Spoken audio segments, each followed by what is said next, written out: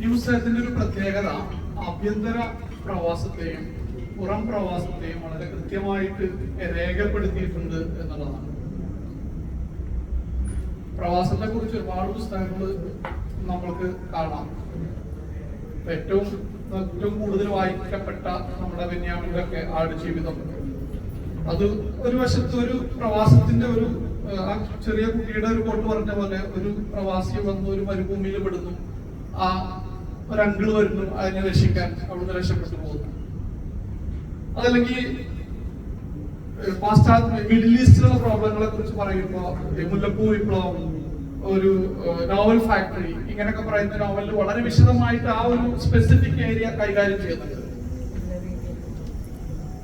Kingdom of Saudi എന്ന് പറയുന്ന മറ്റൊരു പുസ്തകത്തിൽ സൗദിയിലെ ആഭ്യന്തര പ്രശ്നങ്ങളെ കുറിച്ചും പറയുന്ന ചരിത്രങ്ങളെ കുറിച്ചൊക്കെ വളരെ വിശദമായിട്ട് പറയുന്നുണ്ട്. പക്ഷെ നമ്മൾ ഒരു പ്രവാസി, സാധാരണ ഒരു പ്രവാസിയെ സംബന്ധിച്ചിടത്തോളം നമുക്ക് ഈ പ്രവാസത്തിലെ വിഷയങ്ങളൊക്കെ കാണുന്നത് കൂടുതലും അനുഭവ കുറിപ്പുകളാണ്. നമ്മുടെ ഇടയിൽ തന്നെയുള്ള പ്രവാസികളായിട്ടുള്ള എഴുത്തുകാരുടെ അനുഭവ കുറിപ്പുകളൊക്കെ വായിച്ചു കഴിഞ്ഞാൽ ഇത്തരം കുറെ കാര്യങ്ങളൊക്കെ കാണാൻ കഴിയും.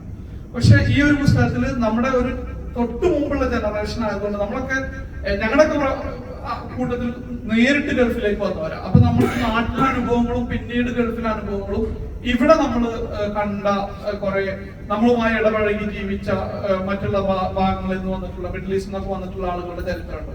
ഇവിടെ അതിന് വ്യത്യസ്തമായിട്ട് ഒരു ജനറേഷൻ കൂടി മുമ്പായതുകൊണ്ട് തന്നെ മുംബൈ ആ ഒരു ആഭ്യന്തര പ്രവാസത്തെ കൂടുതൽ നമുക്ക് മനസ്സിലാക്കാൻ കഴിയും.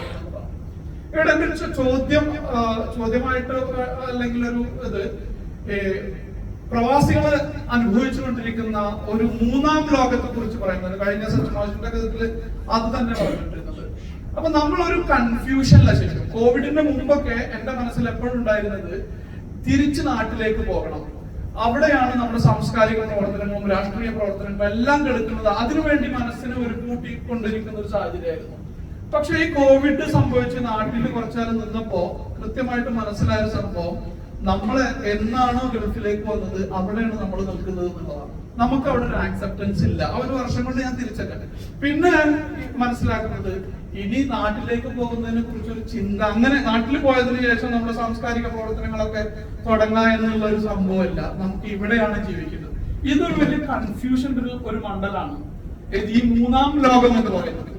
അത് എന്തുകൊണ്ട്, അതിനെ കുറിച്ച് എഴുത്തുകാരൻ നമ്മുടെ മണികണ്ഠൻ സാറിന് എന്താ പറയാനുള്ളത്? ഒന്ന്. രണ്ടാമത്തെ ഒരു ചോദ്യം എന്ന് പറയുന്നത്, പൊതുവെ ഈ പ്രവാസത്തെ കുറിച്ച് പറയുമ്പോൾ രണ്ട് തലങ്ങളിൽ പറയും. ഒന്ന് നമ്മൾ ജോലി അന്വേഷിച്ചു വന്ന പ്രവാസികൾ, മറ്റൊരു പ്രവാസം ഇപ്പൊ പാലായനത്തിന്റെ ഒരു ഭാഗം കൂടി പറയുന്നത്. ഈ പാലായനം പറയുമ്പോൾ ഇപ്പൊ റീസെന്റ് വന്നൊരു സിനിമയുണ്ട് സിമ്മേഴ്സ് എന്ന് പറഞ്ഞത്. അതേപോലെ തന്നെ ദുൽഖർ സൽമാന്റെ മറ്റൊരു കാമുകിയെ തേടി പോകുന്ന മെക്സിക്കൻ അതിർത്തിയിലൂടെ ഒക്കെ കടന്നു പോകുന്ന ആ സിനിമയിൽ നമ്മൾ ആ അതിർത്തി പാലായനത്തിന്റെ മറ്റൊരു വശം മനസ്സിലാക്കുന്നുണ്ട്. പക്ഷെ അവിടെ നമുക്കതൊരു പ്രണയിനിക്ക് വേണ്ടിയിട്ട് പോകുന്നത് മാത്രമായിട്ട് നമുക്കത് ഫീൽ ചെയ്യുന്നുള്ളൂ. പക്ഷെ ഈ സിമ്മേഴ്സ് എന്ന് പറയുന്ന ഈ സിനിമയിൽ സിറിയയിലുള്ള ഒരു സ്വിമ്മിംഗ് ഒളിമ്പിക്സിന് വേണ്ടി പ്രിപ്പയർ ചെയ്യുന്ന ഒരു കുട്ടി അവിടുന്ന് പിന്നീട് ആഭ്യന്തര യുദ്ധം വരുന്ന സമയത്ത് പാലായനം ചെയ്യുകയാണ്. അവിടെ കൃത്യമായിട്ട് ആ പാലായനത്തിന് അടയാളപ്പെടുത്തുന്നുണ്ട്. അതുപോലെ ഈ ഫലസ്തീനിലൊക്കെ വിഷയം വരുമ്പോ എന്റെ കൂടെ ജോർദാനിലെ ഒരുപാട് ആളുകൾ വർക്ക് ചെയ്തു. അവരൊക്കെ പറയുന്നത് 1962 ഫലസ്തീനിൽ നിന്ന് വന്ന ആളുകൾക്ക് മാത്രമേ ജോർദാനടക്കമുള്ള ആളുകൾ പാസ്പോർട്ട് കൊടുത്തിട്ടുള്ളൂ. അവിടെയുള്ള ആളുകൾ ഇപ്പോഴും റെഫ്യൂജി ക്യാമ്പുകളിലാണ്. ആ കാലം മുതലുള്ളവർക്ക് ഇപ്പോഴും ഒരു അസ്തിത്വം, ഒരു ഐഡന്റിറ്റി ഇഷ്യൂ ആണ് നിലനിൽക്കുന്നത്. അതുപോലെ തന്നെ നമുക്ക് റോഹിംഗ്യൻസിന്റെ കാര്യം വരാം. അപ്പൊ ആ വിഷയത്തെ കൂടുതലായിട്ട് നമ്മുടെ നോവലുകളിലൊന്നും അഭിസംബോധന ചെയ്ത് കൃത്യമായിട്ട് ആ വിഷയത്തെ അഭിസംബോധന ചെയ്യുന്നില്ല എന്നുള്ള ഒരു ചോദ്യം. രണ്ട് ചോദ്യമാണ്, വളരെ സിമ്പിൾ ചോദ്യം. പക്ഷെ ഒരു കാര്യം കൂടി കൂടിച്ചോട്ടത് പേഴ്സണലായിട്ട് സംസാരിക്കാൻ സാങ്കേതിക വന്നുകൊണ്ട് നമ്മുടെ അനുഭവ തീക്ഷ്ണതയെ